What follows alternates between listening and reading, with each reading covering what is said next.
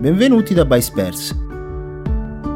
In questo video vi mostreremo come sostituire la guarnizione della porta del frigo. Se il frigo non è sempre freddo come dovrebbe, la guarnizione della porta potrebbe essere danneggiata o vecchia, quindi deve essere sostituita con una nuova guarnizione. La parte della guarnizione più soggetta all'usura è quella vicina alle cerniere. Per rimuovere la vecchia guarnizione, tiratela via delicatamente con fermezza, partendo dall'angolo più vicino a voi.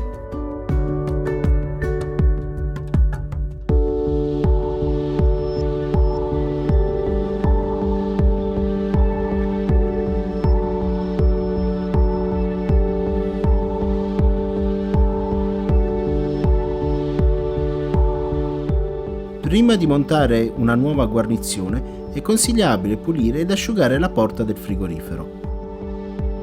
Per questa operazione vi consigliamo di usare i prodotti per la pulizia del frigorifero acquistabili dal nostro sito www.buyspares.it. Per installare la nuova guarnizione iniziate da un angolo e spingetela dentro l'apposito spazio per tutto il perimetro della porta.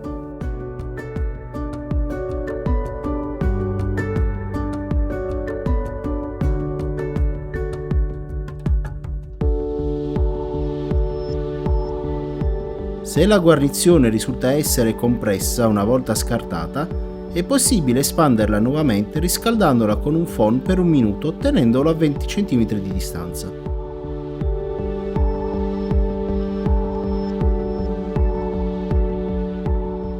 Per acquistare i pezzi di ricambio vi invitiamo a visitare www.buyspares.it.